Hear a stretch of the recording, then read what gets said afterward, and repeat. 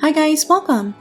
In this video, we'll take a look at the big changes to various job classes in RO 2.0 Intrigue of the 7 Royals episode update. Aside from the nerfs and buffs, we'll also take a look at the adjustments to some of the 6v6 skills.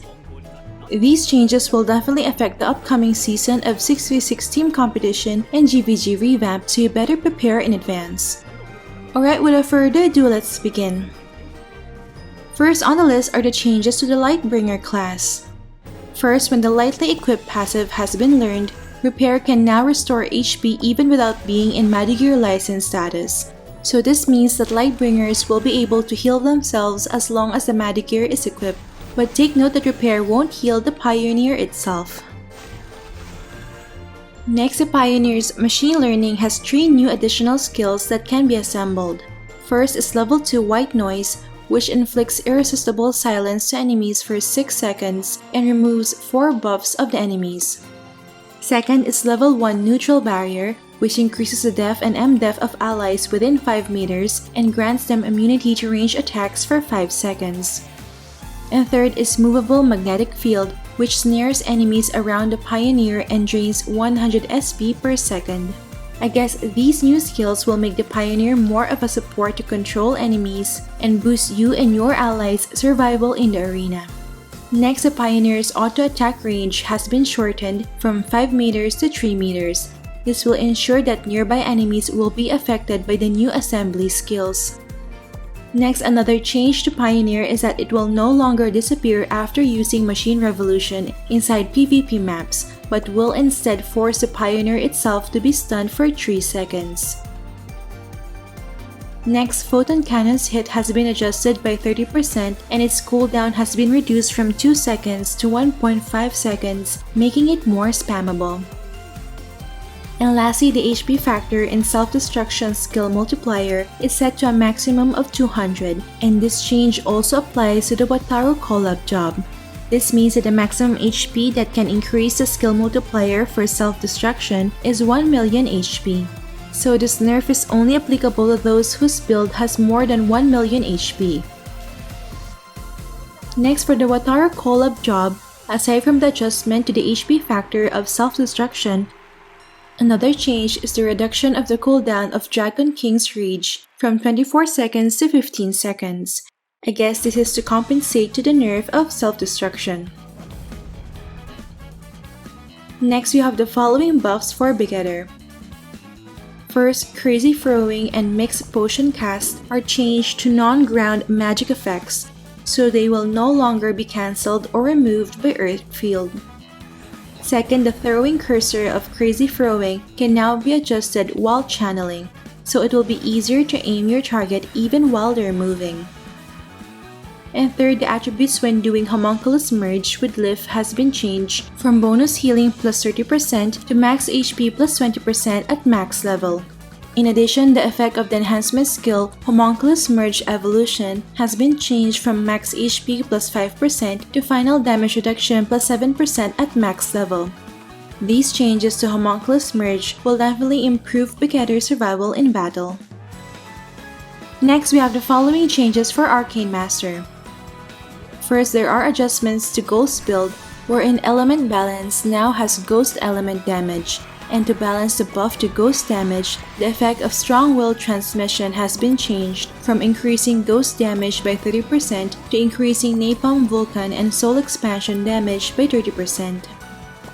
And second, there's also a buff to the 4 Elements build, specifically to the Earth Element damage of Quicksand Vortex and Sandstorm.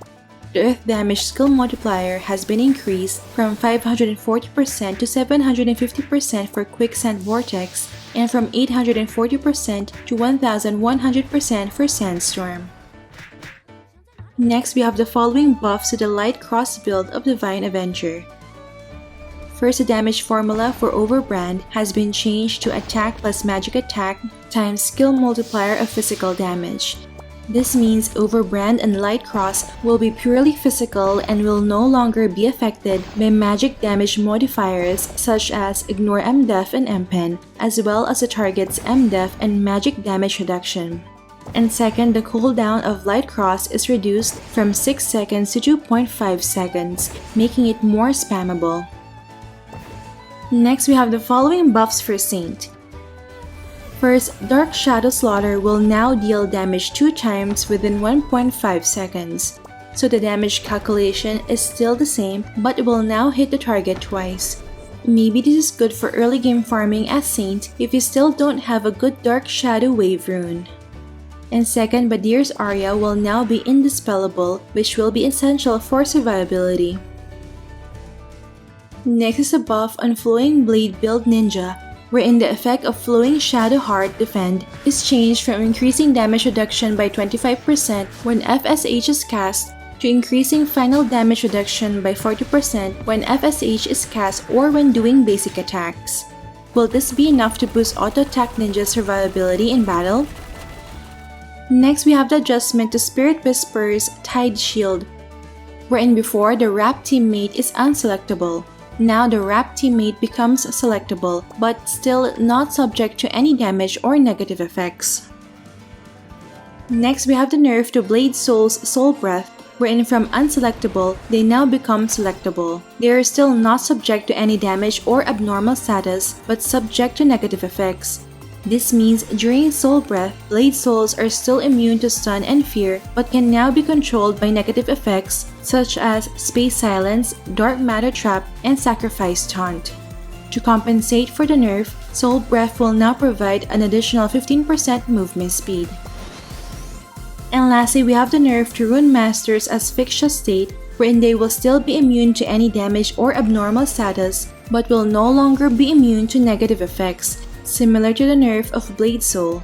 Now, Rune Masters are no longer immune to the 2-minute disarm effect upon killing Nuka in Museum Island Legend. To compensate for the nerf, the cooldown of Asphyxia has been reduced from 28 seconds to 24 seconds. Another change to Rune Master is the addition of an on-off toggle switch to the Abyss Contract skill so that you can turn the SP reduction off while farming and then turn it on for PvE and PvP instances. Aside from the buffs and nerfs to various job classes, let's take a look at the adjustments to 6v6 mechanics and talent skills. First, the special effect of King of Chaos level 3 and level 4 is changed from Clear All Abnormal status every 5 seconds to Force Status Resistance plus 40%. Force Status Resist is a new type of attribute which reduces the chance and duration of Force Status skills such as Luna Densu's Smile of Eden, Chronomancer's Space Silence, Traction Moment and Black Hole, Phantom Dancer's Manhole, Stellar Hunter's Dark Matter Trap, and Divine Avenger's Sacrifice Taunt. I guess this is an indirect nerf to the aforementioned classes in 6v6 since there was no resistance to these negative effects previously. But I think it's now more balanced since they also removed Blade Souls and Rune Master's immunity to these negative effects. Second, Guardian has a newly added effect which gives a teammate 20% force status resistance for 10 seconds. So aside from the 40% force status resist from King of Chaos, you can get 20% more if an ally uses Guardian on you. Third, Will to Survive has newly added special effects for level 3 and level 4 wherein it will remove 2 negative effects from self every 8 seconds, so it becomes more useful especially for ball holders.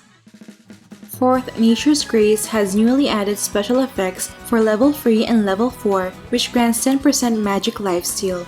This can help with Slayers and Magic Ninjas sustain in the arena, especially to counter the new Element Reflect cards. Fifth, Master Tackler has newly added special effects for level 3 and level 4 wherein it restores 50% of max HP when killing an enemy, so this will also improve the sustain of DPS. And lastly, Steel Body's effect has been changed from increasing max HP by up to 10,000 to increasing VIT by up to 40 at max skill level. So Steel Body will be more beneficial to tanks that already have high VIT stat since they'll get a higher HP bonus from VIT. Alright, so far I've gone through all the changes to job classes and 6v6 skill mechanics in the second patch update for RO 2.0 Intrigue of the Seven Royals episode. You can check the links below for the full text patch notes and the download link to the game client. Alright, that's it for this video guys. Don't forget to like if you enjoyed watching this guide. If you're new here, I would love you to consider subscribing by hitting the red subscribe button down below. I would love to have you back. Thank you for watching and see you in our next episode.